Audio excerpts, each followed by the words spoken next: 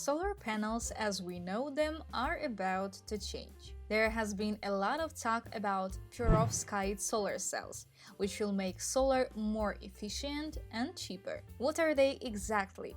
Why is it important? And when can we expect to see them in action? My name is Tanya, and today we're going to explore perovskite solar cells. First things first. What are perovskite solar cells? Perovskites are a class of materials that share a specific crystal structure, named after the mineral perovskite, which is calcium titanium oxide. It is a traditional perovskite, but many perovskites are made from different elements. Perovskites can produce electric current under sunlight, which is why engineers try to make solar cells out of them.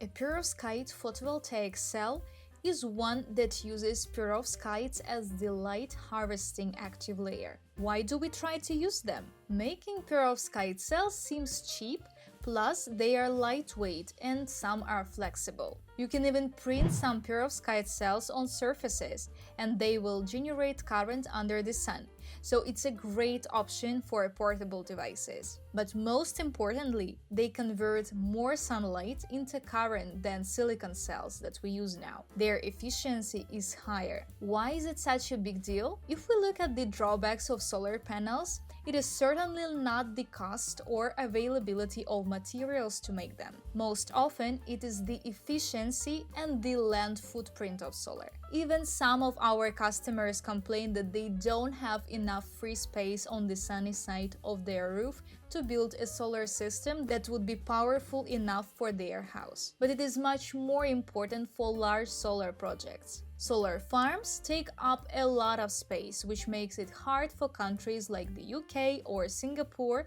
where land is limited, to use them extensively. Small changes in efficiency have a huge impact on a large scale though. Let's set an example. Imagine we have a 20% efficient 400-watt solar panel. Its area is 2 square meters or about 21.5 square feet. We'll need 15 panels to build a 6 kilowatt solar system, a fairly common size for a home installation. So a homeowner should have 30 square meters of free space on their roof for a solar array, or a little above 320 square feet. Now, imagine a 400-watt solar panel that is 25% efficient, something we can very realistically get from perovskite solar cells. This panel is only 1.6 square meters in size, or 17.2 square feet. To build the same kilowatt system, you would need 24 square meters and it is about 260 square feet. If you have 30 square meters of free space,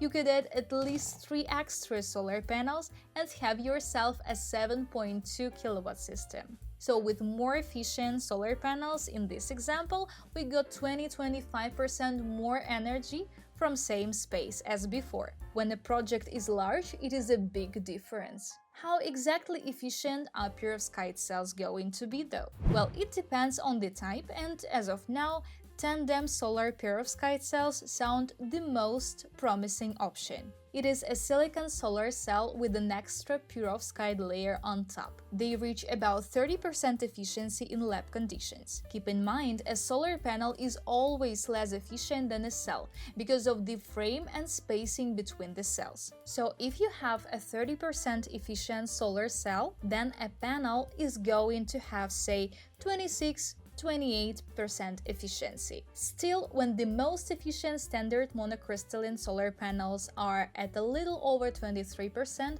it's a huge jump for the industry. A similar thing has already happened before, not too long ago. Remember how blue polycrystalline panels were everywhere in 2000s, beginning of 2010s? Black monocrystalline panels were showing much better efficiency and came close in price, enough for solar manufacturers to recognize them as the new standard.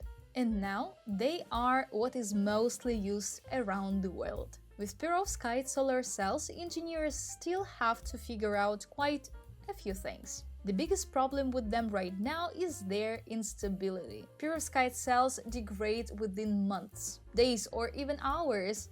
Well, silicon cells work fine for over 25 years. Experts say that the perovskite cells have to be made to last for at least 10 years to be competitive. They are also very vulnerable to moisture, oxygen, and heat, so the engineers will have to figure out how to insulate them properly. Many high-efficiency perovskites contain toxic lead, which is a potential environmental and health problem. Manufacturers try to develop lead-free perovskites. Finally, for perovskite solar panels to do well, they should become cheaper than alternatives. But silicon solar panels are already very cheap. Things like labor and permits drive up the cost of solar systems, and that's another problem that the scientists need to solve. So when exactly we might be able to try our hands on perovskite solar panels? Is it maybe worth it to hold back on getting solar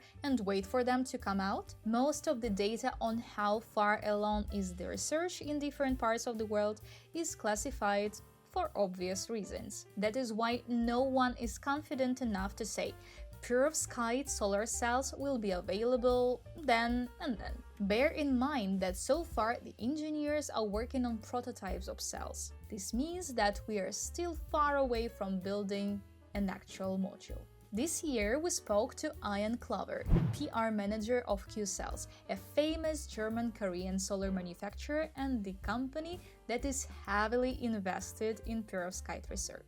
That is what he said. We had a world record in Tandem perovskites efficiency in 2023 and got close to 30% in lab conditions. We can't put a date of when that is commercialized, but in the next couple of years, we hope to see tandem perovskites become the new standard bearer in the industry. Okay, so just by the looks of it, 2026, 2027 maybe, is when we should expect the first perovskite solar panels to appear on the market. And it is possible that the first modules are going to be more expensive than the panels that we have right now. At the same time, the AI and machine learning revolution might speed up the development process, and we will get there faster. In any case, perovskite solar cells are not some distant future that arrives who knows when. It is closer than you might think, and I'll make sure to keep an eye on it. That's all for me for this time. Subscribe, leave comments, and check out our blog. I'm Tanya. I'll see you next time.